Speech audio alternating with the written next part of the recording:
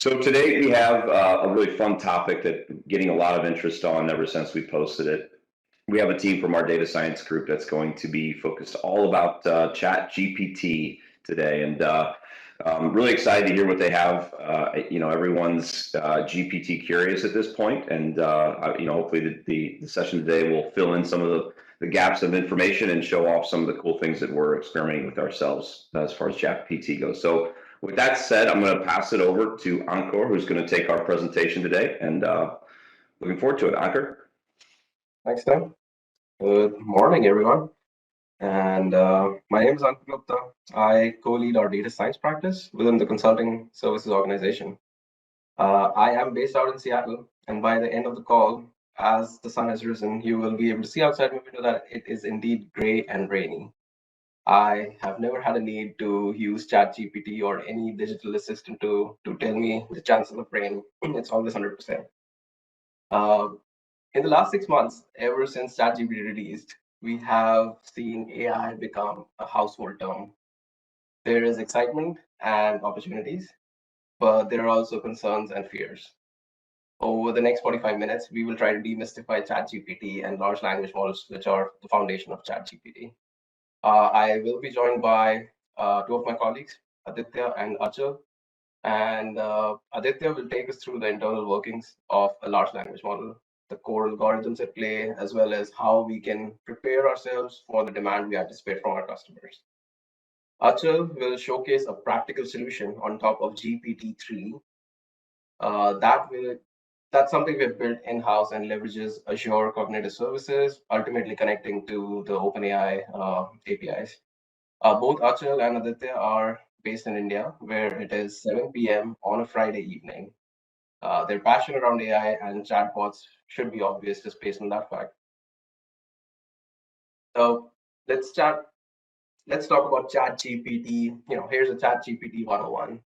ChatGPT is a large language model, an LLM.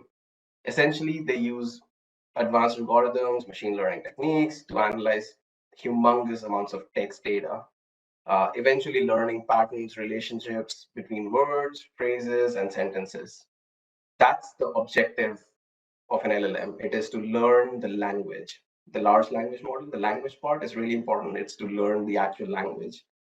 A side benefit is that the algorithm also retains the information that it was trained on, allows it to act as an information retrieval system. So what does the GPT and ChatGPT stand for? The G is for generative because it's generating text. Pre-trained because it has already learned the language. You don't need to teach it English over and over again. The transformer bit is confusing. This is not the transformer outside your house. This is not in any way connected to the electrical grid. This is the underlying architecture that is enabling LLMs.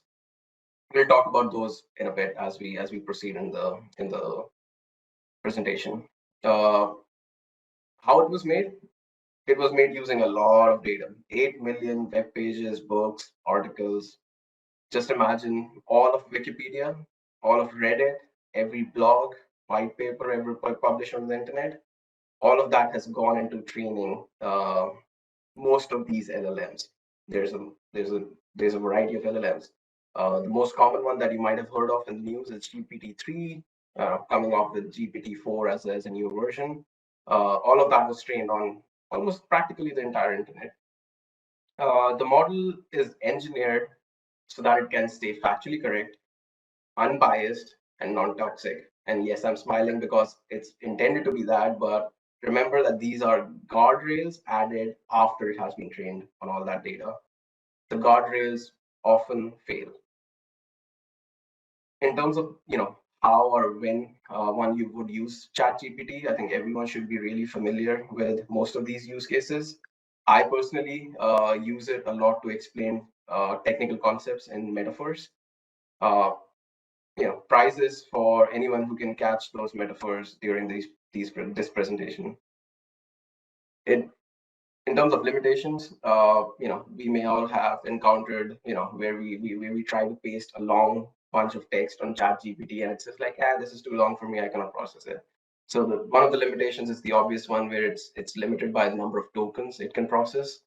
A token is the smallest unit of the word semantically. So 2000 tokens is roughly the limit for ChatGPT.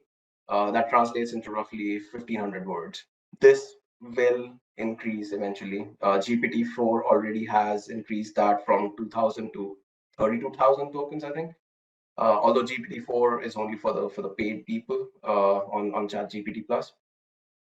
Uh, Another limitation is the guardrails and the bias and the toxicity that I talked about. It often fails. And another exciting one that's coming up, it's a limitation right now because we can only use text, even though we're very excited about just using text. But imagine what would happen if we can use text and audio, text and images. That would be, you know, humongous, and that's the multimodal nature of chat of GPT-4 that's often in the news. So this is hopefully capturing, for people who have never interacted with ChatGPT, this hopefully captures what ChatGPT is all about. Uh, Going a bit broader, right? So now we know what ChatGPT is. It's an LLM, but large language models in themselves are a very versatile tool. They can be used for a number of use cases across industries. So now this is touching the heart of our business, right? In terms of like your professional lives, you'd be using ChatGPT in your personal life, but what about WPT, the business? Uh, you know, there's use cases from the very obvious ones around like how can it be used to in contact center operations to less obvious use cases like fraud detection. Eventually, every enterprise will be using LLMs in some shape or form. The challenge right now is the very tangible financial and technological limitations, but also the intangible human concerns and fears. WBT, I feel, is in a unique position. It is close to the technology aspects that enable LLMs. Think about all the data center power that goes into training an LLM or even just using an LLM. But we're also very close to the implications when it comes to operations, contact center again, fraud detection, operations, efficiency gains, all of that stuff. Uh, we can help our customers assess and select vendors, customize LLM solutions for them, as well as integrate it into their day-to-day businesses. So the opportunities are going to be massive going forward. Rome was not built in a day. LLMs were not built in a few years or in the last 6 months, as most people would have become familiar with LLMs. The foundations have been in the works for the last 75 years. We divide this journey into 4 eras of NLP, as we call them. The first one being like rule-based. Everything was around rules around which words appear together, rules around how often words appear in documents. The ability to do that was the state of the art computing at that time. Think about 1940s, 50s, 60s, right? We had computers as big as rooms which could do basic arithmetic. So just counting words was a really big thing back then, and that was state of the art. The obvious limitation here was that the semantic meanings were not really captured. As Moore's law caught up, compute became cheaper. We slide into that next generation of neural networks. Around 2003 is when neural networks became really, really popular. This is also now getting closer to how our brains work in reality, how they are architected, and the algorithms kind of try to replicate that. The big thing is that now the algorithms could understand semantics. Uh, I hope people appreciate the examples we put in over there. We really had a big debate around what example to put in there. So yeah, go KC Chiefs. The new limitation now, however, is that it now understands semantics, but the associations between words over a distance, think about 2 sentences ago or 1 sentence ago, also long-term memory, those become the new limitations now. So next era, 2017, is when researchers at Google came out with a paper titled Attention is All You Need. It introduces the concept of transformers. It's a neural network architecture that works by paying attention to all the words in a sentence at the same time rather than processing them one by one, like older methods did. This does a phenomenal job at capturing context across words and sentences. The limitations now being that it needs humongous amounts of data to train on. So you can see how the limitations are evolving, right? We're always asking for more and more and more. So finally, we also have solved that limitation with stacking up transformers in this era of pre-trained LLMs. It's basically a collection of transformers. GPT-3, the example of over there, and you all know how it works. It works, magically, wonderfully. We all love it. We are also afraid of it, but the limitations now become, ironically, it's kind of going back to the rule based, right? The limitations over there were indirectly the compute power, and it's kind of the same thing now. It's such a powerful algorithm, the transformer infrastructure, the transformer architecture, that it needs a lot of investment in infrastructure just for the training and even for the inference side of things. So that's 75 years of history for NLP and where we've come in terms of LLMs. You can go to a very nicely written platform article from one of our data scientists, Howley, that describes all of this in real detail. Aditya is going to talk about more on transformers and how they actually work. Over to you, Aditya. Yep. Thanks, Ankur. So yeah, I think the first thing that we want to build is some sort of an intuition of how the transformer algorithm actually works behind the scenes. And if you really simplify it, it kind of works just how we as humans would actually understand language, right? So the first thing is that you get rid of noise, right? When you read a document or a magazine. So these could be spelling mistakes. We know that even if you have spelling mistakes, we're able to read words correctly. So getting rid of spelling mistakes, typos, random special characters here and there.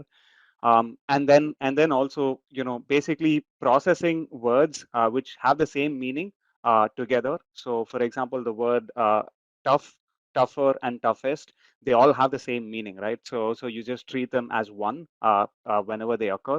And once we've done these basic pre-processing techniques, we then basically convert these words into vectors which represent the meaning of these words.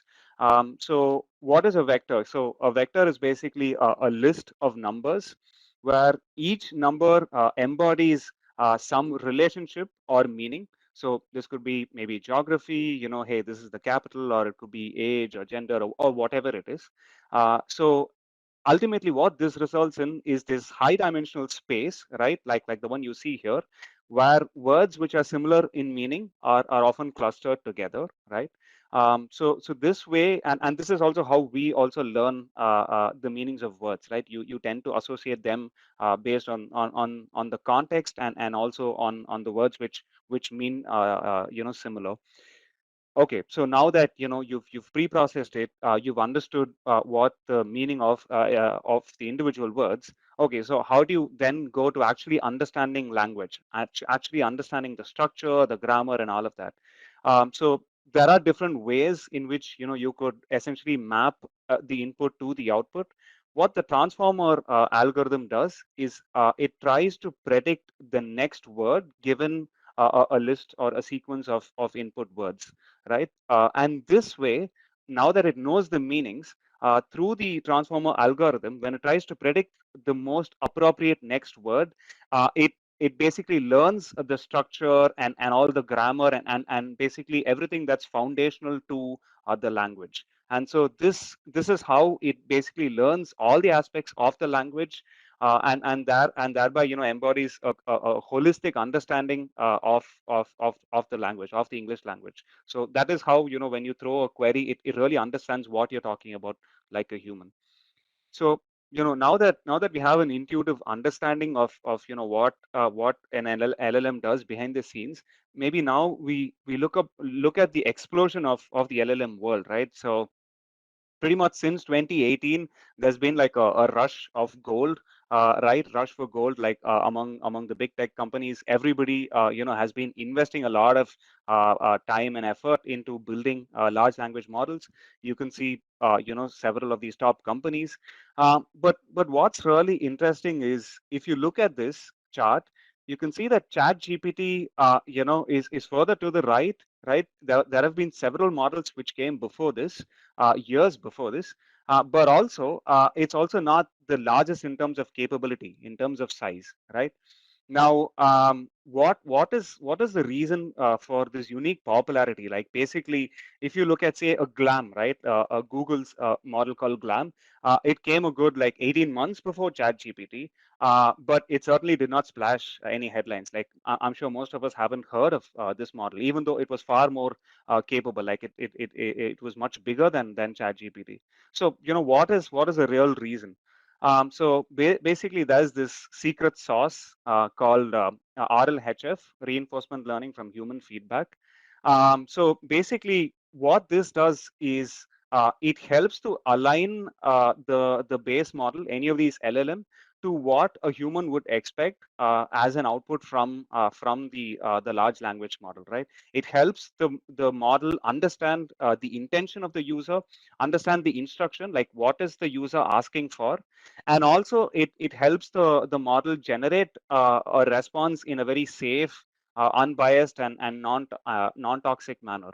And in the next slide, we'll actually see that this secret sauce is essentially not a very spicy sauce. It's more of a sauce which is trying to really mellow down the model into trying to produce it non-toxic output, though it often fails, like Ankur said. So yeah, here let's first understand the entire process. So essentially, you have this prompts data set, like you have a conversation data set, a set of input prompts and responses, which are used to train this teacher model. Okay, let's call this model called a teacher model. And then this teacher model is then used to teach a student model or a pupil model, and this model is your base LLM, say GPT-3, and it helps to teach it to all of these elements, like produce a very safe response and so on, and it helps to convert it into a very usable and sophisticated chatbot, right? So this is in essence what RLHF does. So maybe we'll just get into the details a little bit. So the first step is you feed a bunch of prompts, and you have humans, actually ranking the responses. So if you look at the example on the right, let's say one prompt is, I want to store a story of Yoda fighting a robot, right? Maybe a very lazy LLM would just extract answers from Wikipedia and saying, hey, Yoda is a fictional character from Star Wars appearing in the Return of the Jedi and so on.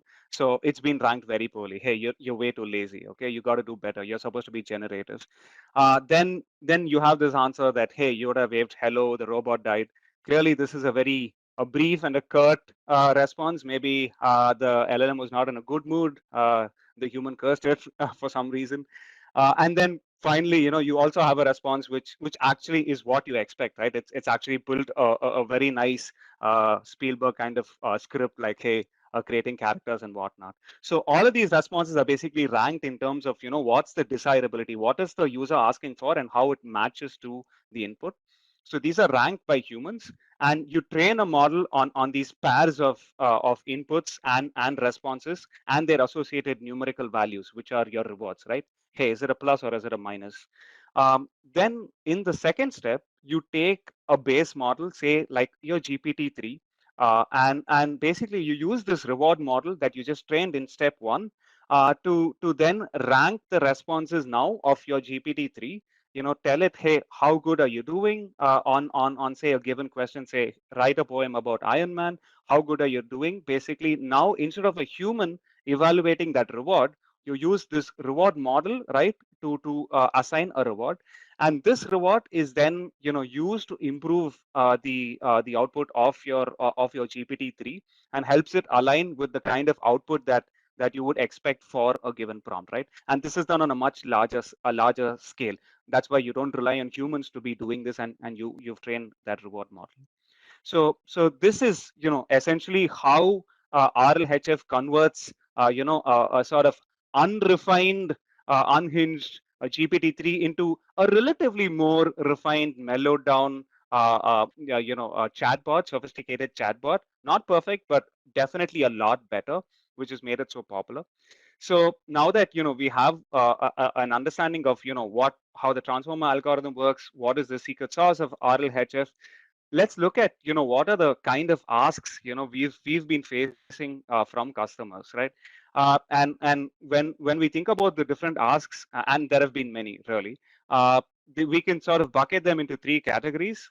One is training an LLM, where the customer had asked us, hey, should I train an LLM with all my old records and all data like claims, customer correspondences, transcriptions and invoices and so on. Another kind of ask is fine tuning an existing pre-trained LLM. So hey, can ChatGPT truly understand my unique business when it responds to my questions, right? Not give a very generic answer, understand my business context.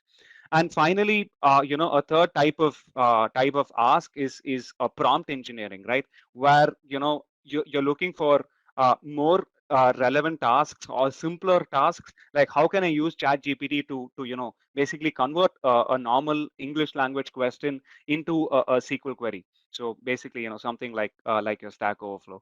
So these are the different types of asks and interest that customers have expressed. Now we'll get into the details of each of these types of queries, and what it entails, right? Each of these solution offerings and what they actually entail. So the first thing is training an LLM from scratch. Great. What does it really mean? Well, so it takes hundreds of GPUs. It takes terabytes and terabytes of not just storage but also of memory, and we're talking all of GPU memory, right? And it takes a very sophisticated network which connects all of these hardware together to optimize their communications. And you also need people, highly skilled, multidisciplinary people from infrastructure, engineering, analytics, who need to actually set up very elaborate pipelines to ingest data from several sources, and most importantly to set up all that optimization and parallel processing to run your model on hundreds of GPUs, right? So we're thinking like you need to spread the data across several devices. You need to spread your model, your compute, distributed data parallelism, and whatnot. So fine, okay, great. We understood what it takes, but what does that mean to business? So basically what this means is you're going to see a huge bill, potentially up to $100 million for some of these state-of-the-art LLMs like say GPT-3, the 175 billion parameter model. And you're also going to be several months in waiting. So for you to actually get the fruits of all this labor. And you also have to think about really defining your governance and security paradigms, right? Because your LLM is going to get access to a whole bunch of your data. So how are you going to manage all of that from a security standpoint? But actually, if you think about it, there is a base layer like we talked about, right? Where the LLM just first understands what a language is, what is English language, what is the structure, what is the grammar, and probably for you to build that base capability, you don't need to train your LLM from scratch. Any of the pre-trained LLMs have already incorporated that, right? So one of the next options is fine tuning an existing LLM, one of those LMs that are already out there. It could be proprietary, it could be open source, and using them to build your own customized versions. So what is this mean? Like again, where would you need it? So basically think of those industries where knowledge, the knowledge of that industry, that domain is very, very specific and very specialized, which is not available in the public domain data that each of these LLMs was trained on. So think of, medical jargon and a lot of medical research articles, right? And so that is one typical use case. Or if the model is exhibiting a significant form of bias, then you need to actually feed it unbiased data and rectify or correct its bias, right? So these are probably a couple of very common use cases where you would want to fine tune. So essentially, you take your base LLM, you prepare, this your enterprise data set, right? And you fine tune. And when we say fine tune, we're basically, tinkering or modifying the weights of the neural network, right? Based on all the information and patterns in the new data set. So you produce your own customized version of the LLM, and basically you use this to then consume for your specific use cases or applications. So this entire thing could be hosted on either a data center or the cloud, right? So all the commercialized large language models are exclusively hosted and deployed on the cloud. But if you decide to use open source, they could be hosted on a data center, but just that you would still need at least 300 GB of memory to actually load these state-of-the-art LLMs for you to perform any inferencing. Right. So now we've looked at, hey, how do you fine tune an existing LLM? The last is probably, I don't really need to fine tune an LLM. I just want to consume it as is. And is there any hack to do that? Yes. So, again, why would you need to do this, right? So suppose, you want to maybe summarize a document or an email, right? A long email from your manager, which you're really not in a mood to really go through. So that could be done, or maybe something like, hey, you want to write a very professional email to a client, right? Or you want to translate some technical jargon using metaphors and similes or something like that. Then you could actually feed a couple of examples of how that would be, and then the model just picks that up based on those examples, and it learns how to perform that task. That is sort of one example. The other example is where you use those internal documents, right? So you can actually use internal documents, embed or supplement additional context from these documents, and this context basically sort of helps your language model to really hone in and provide a very specific and tuned answer. So next we're going to have Achal, who's going to talk about how we can achieve that honed in response. Thanks, Aditya, for an elaborative description in terms of the different ways we can fine tune the LLMs. Now let's look at how we can interact with them. Now, we can basically create a framework wherein we can query some internal documents using in-context learning. And as explained in this in the last slide as well, wherein you can give in your internal document, you are basically trying to create a prompt, which is nothing but called as a prompt engineering step, wherein you are attaching a context that you retrieve from your internal document along with the query that a user has asked.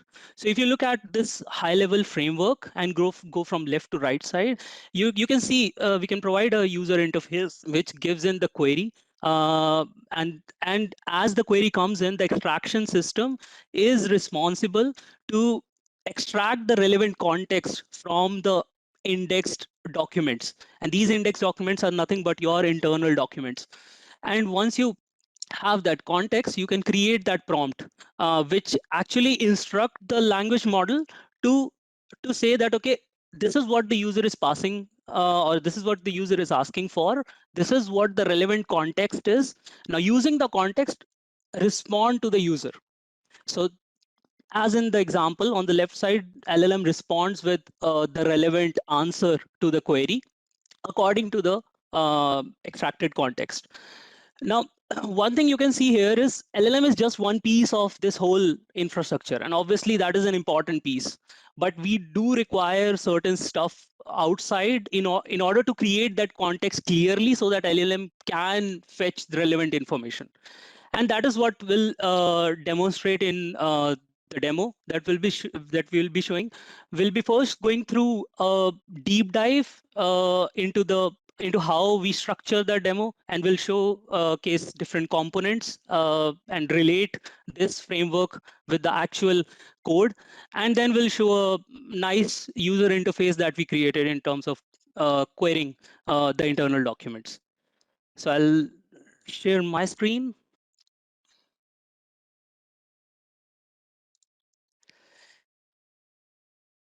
Okay, so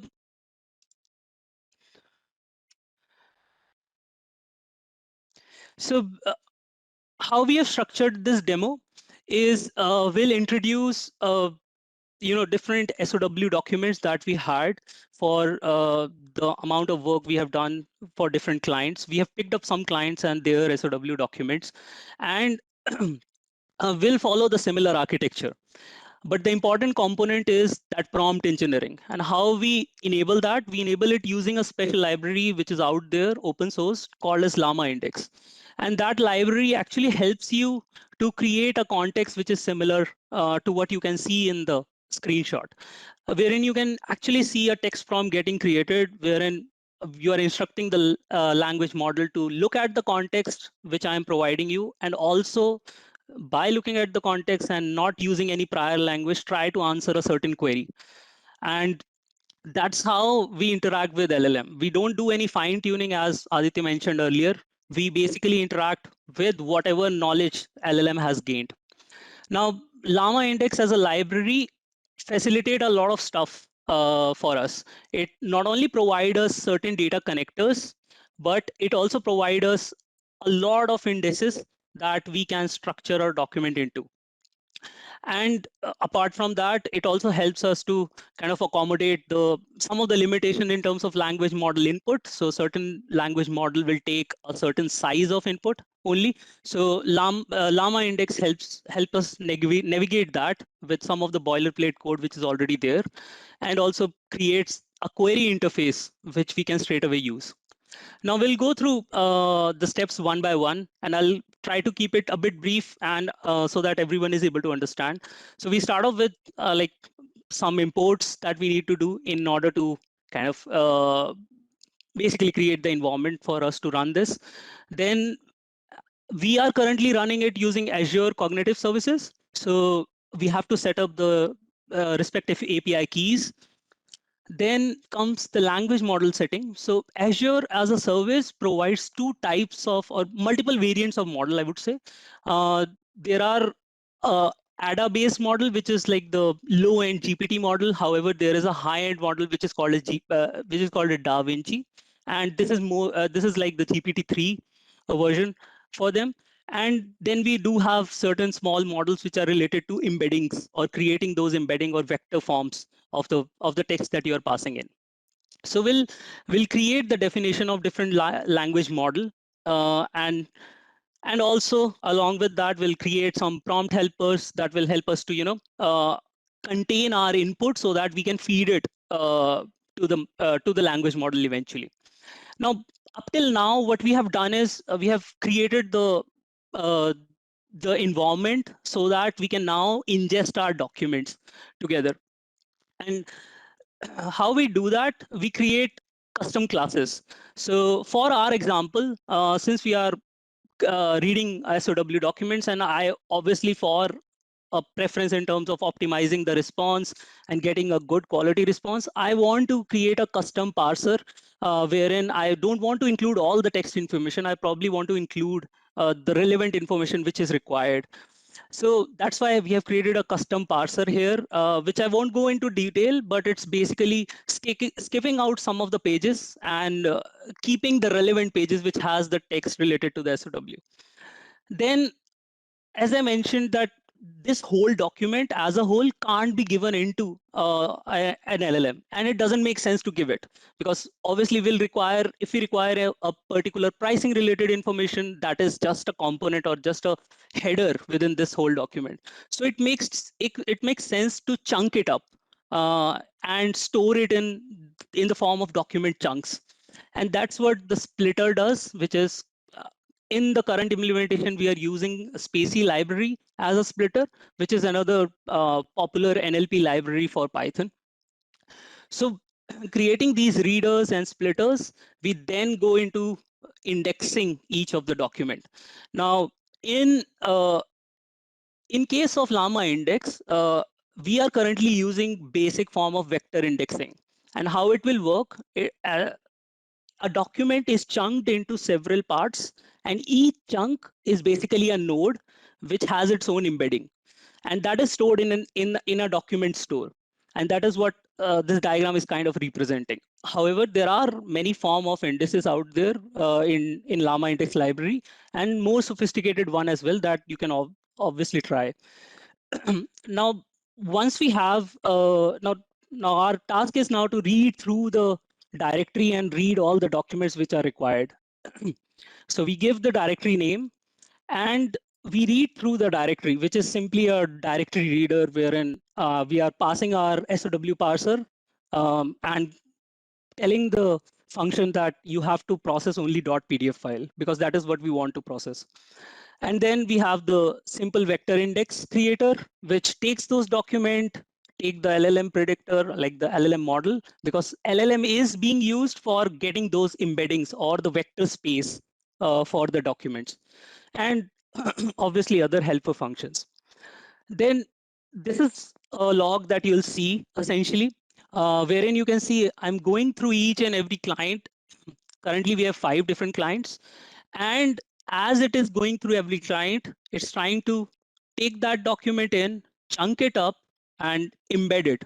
So you can see the total embedding token usage is always high, I mean, greater than 0. However, we are not currently kind of hitting LLM to find any response. We are currently not doing that. We are just doing it to find those embeddings.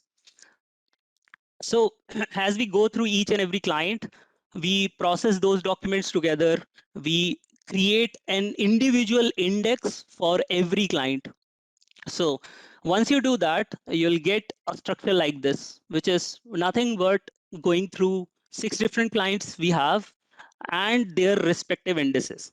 Now, each index might have multiple documents because obviously there are certain clients which have multiple phases. Now, the next step is just to kind of set some summary of that index, like what exactly that index is for, or for which client is that index. And then we can see the chunking happening. This is just to kind of explain my point, which I mentioned earlier, wherein a document will be chunked into multiple parts. Now, once we have created index, we can straight away query it. And how Llama index will help us there is obviously we had that vector store that we created while we were indexing. Now we have an input query, and that query is kind of compared with the chunks of documents. And a relevant chunk is then selected, which is more similar to the query asked.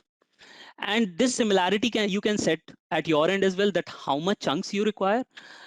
Once the chunks are selected, that is what comprise the context that we are talking about. And that context is then passed through a response synthesis module, which is nothing but a module which will interact finally to LLM and ask the relevant question, that here is the query that the user has passed, and here is the context which seems to be similar to that query. Now I have now respond to that query in a way that you derive knowledge from this context only, not from any other external knowledge, which you probably would have gained when you were kind of trained from scratch. So that's how the response synthesis happens, and finally you'll get your response. As an example, here I've set up. I'm selecting a Ascension index wherein I want to query for Ascension as a client, and I'm asking a simple query here, wherein what was the total price summary and traveling cost for Ascension across 2 phases that they have. Obviously, I can pass multiple parameters. I've passed like fetch me 5 different documents. Respond mode, I mean, it's basically trying to get from the user that what sort of response you want, whether you want a compact response, which is much summarized version, or you want a default response, or you want a tree summarized version response. So there are multiple options that Llama Index provide. And here is what you get. So we asked for 5 different documents. And if you look at this get node text, basically it's going through the Ascension index and trying to get me those document chunks which are more relevant to my query, which is related to the summary of the pricing and the travel estimate. And once it has got those or retrieved those 5 different chunks, it is then using LLM to kind of get the relevant response. And this is what LLM will get. So it actually picks up on the total price summary, which was an actual price summary from Ascension, and the travel cost related to the phase 1. And for the phase 2, correspondingly, it's also getting you the price summary for that phase and also the traveling cost. Apart from certain other things which was included for, like what all were included in that phase relevant to the price summary. So you can see we have up till now we have the capability to query individual indices of different clients in this way. But I want to do a certain stuff where I would require a single index which will help me to not only query a separate client but also do some sort of a comparing or contrasting across clients as well. So Llama Index even provide me that capability. So in order to combine different queries or different indices, you can wrap them up together. So as an example, let's suppose we had 3 clients, and each client 1, 2, 3 are their relevant indices. So what we can do is we can create 2 parts. One part is the tree-based index, which is capable to give you information for a particular client, and another part could be a list-based index, which is basically going over each client one by one and trying to see what all can be fetched according to the query a user asks. And we can combine all of these 2 indices into a single tree-based index. So you can imagine a query coming in, which is related to Washington University project, and it gets routed to the tree-based index because it is obviously, I mean, the person is asking for a particular client, so it has to be routed to that tree-based index, and then to the relevant index related to WashU. And eventually we are fetching that response.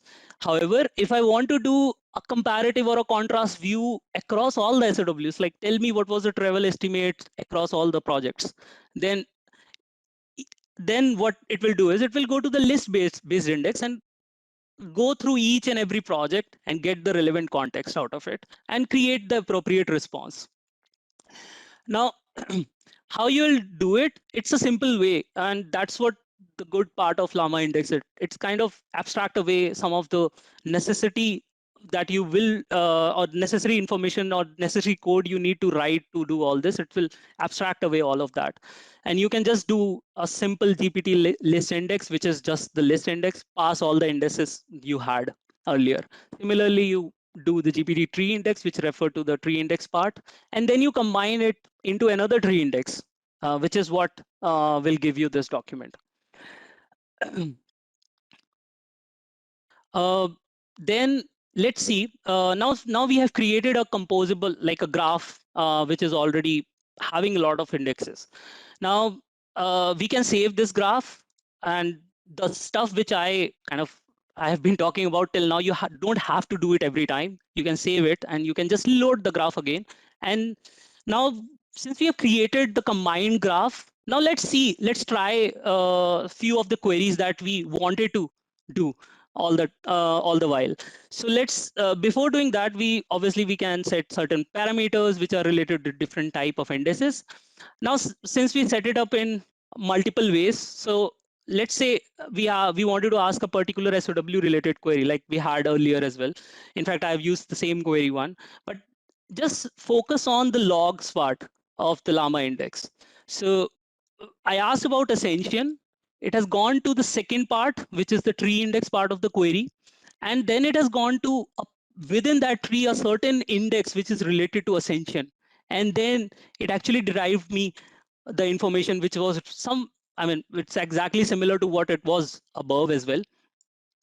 Another thing which we can do is compare and contrast across all SOWs. So this is what happens here. We are comparing and contrasting travel estimate of all the projects, and you can see now it has not gone to the second part. It has gone to the first part, which is actually the list index, and now it's going through each and every company index and fetching the relevant context out of it. And once you do that, you'll get this response where it actually looks at, okay, we had different types of projects, certain aspects about what sort of roles were there. Then application rationalization had phase 1 and phase 2. The travel estimates are 0. However, some project has $23,000 as estimate, and Ascension had like 18 and $20,000. So we do get some sense of a comparison. Another cool feature which is related to the augmentation of the query, and that is something which is like a capability built in to Llama Index, where it's able to modify your query on the fly with the help of large language model, and then ask multiple different questions so that it gets the meaningful response. And that is what query transformers does. And they are basically as I mentioned, they take in the language model. But I won't go into the functionality, but let's look at the logs here, which are pretty interesting. Now, what I did here, I asked the query saying that give me an estimated cost with and without partner discount for Little Caesars project.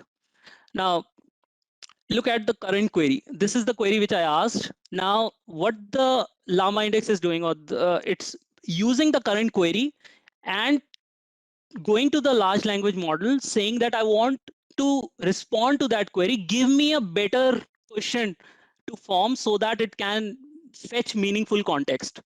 So what it will do is it will get you a new query saying that what are the streams included in the estimated project, what are the estimated cost, and finally the cost breakdown of the project. And eventually it will get you like the different work streams and the individual costs. So you can see augmentation happening. So overall, this is what our demo was. What we did as a next step is kind of wrap it up into a nice interface powered by Streamlit, wherein you can load a certain index and um, kind of able to query different asks, basically. So for example, if I want pricing of a certain thing, I'm able to fetch that. So yeah, that was pretty much the demo. I'll hand over to Ankur back. As a lot of you may have noticed, right, the solution, the in-house solution that we have right now, it doesn't mean that we have an LLM that we trained in-house. It is utilizing an LLM and eventually building on top of it to solve a real world problem. In this case, the real world problem of fetching information from our internal SOWs.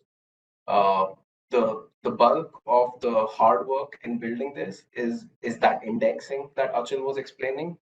The indexing is as your solution will be as good as your indexing, and how your information is searched, it's queried, how it's extracted, and what's actually eventually passed on to the LLM. The LLM is only doing the English translation. It's only looking for what are you asking for? Here's the information. I can summarize it for you. So that's what the LLM is actually doing. I can go back to sharing my screen quickly.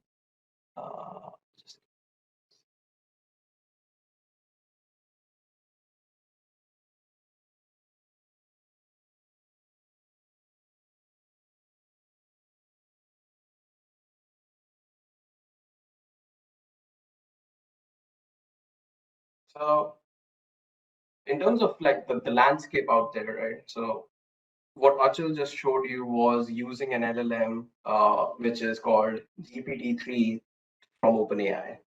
OpenAI has certain other Gen AI, generative AI services, DALL-E and Lambda, but mostly what you would have heard from customers or out in the business in terms of enterprise needs is Azure. Azure and OpenAI have a partnership between them. So Azure Cognitive Services actually is hosting GPT-3. Keep in mind, GPT-3 is a proprietary model. It is not something that can be downloaded and hosted regardless of how much infrastructure you might have. A lot of these models are proprietary models, be it the open source, the OpenAI ones, the Azure ones, the Google, Lambda, Bard, BERT, Albert. NVIDIA recently at their GTC announced Nemo and BioNemo. And actually, there's an error here. Bloom is not NVIDIA. I'm going to scratch that. But then all of these are proprietary. All of these are cloud hosted. There are some open source alternatives. Those are Bloom, GPT-J, GPT-Neo. We have to be very careful when we are suggesting open source alternatives. One, because they're open source, they may be prone to more bugs, but that's something that has been resolved in the last 2 decades. There's been more rigor around what can be committed. But the main thing is that in our benchmarking so far, some of the open source models which are low to medium in capability are the ones we can practically host given our infrastructure right now. And those don't seem to be anywhere near GPT-3. There are more capable open source versions as well, but they need a lot of pipelining and expertise in order to host them as well. So there's a lot of work required if we go the open source route for any enterprise. There's anticipated players that will eventually come up with their own LLMs as well. Apple, Amazon, Meta, and the likes. Meta already has some out there. So yeah, watch out for that. Keep these things in mind when you're talking to customers. And LLMs are a relatively new thing. At least a lot of us would have come into exposure of LLMs in the last 6 months ever since ChatGPT got around. The world is still exploring how to use them or what all to use them for. We know there are certain areas we can use them for, but every day I see creative ways of how people have been using LLMs and ChatGPT. So we'd like to hear from you, all of WBT. What is your idea around how LLMs can be used either within WBT for operational improvement or for our customers to solve any particular challenges that you may be aware of. We'll share this link out for a form. It's an extensive form. You may need 30 minutes to fill it out, but what we're asking for is tell us about your idea. Tell us how relevant it is to customers or WBT. What's the innovation in there? Is it even feasible given all that we know of LLM so far? What kind of a team structure would it need to implement such a thing? And this form will be open for the next 2 weeks. Go on and submit an idea or multiple ideas if you have any. And in 2 weeks after 2 weeks from now, this form will close.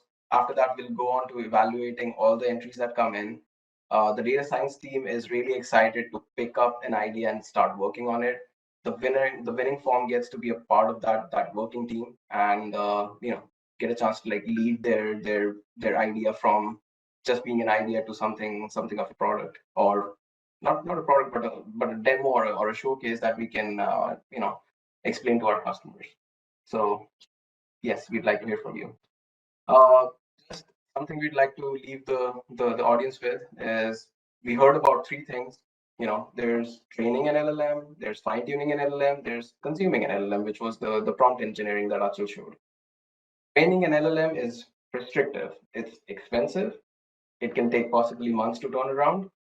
And you have to keep in mind, if all you're doing is training it on documents which, or language which may already have been in the public domain, there's pre-trained LLMs out there that you may want to utilize rather than training your own LLM. There are cases where you may want to train your LLM, highly restrictive industries that have really sensitive data. They don't want that data to be going out, or industries which are just in very niche domains. There is no publicly data, there's no vocabulary around those industries out in the public domain. So those would be the few possibilities of when we would want to train an LLM.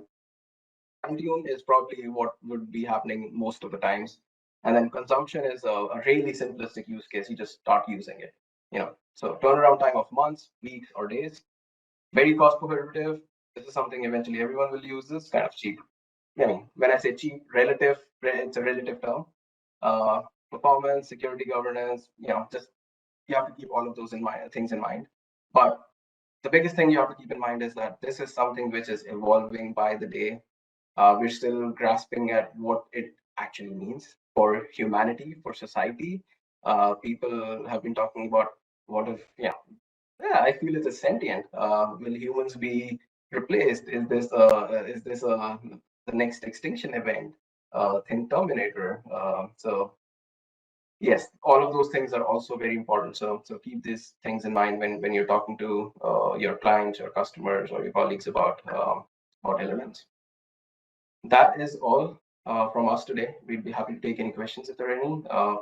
We can't really see any questions, so if you've been typing about in the ATSM chat, apologies that we haven't been able to get to any questions. Hey, Ankur, I'll chime in with, we just have a couple minutes left here. I think you hit upon, I think, the nature of a lot of the questions, good questions around, can enterprises,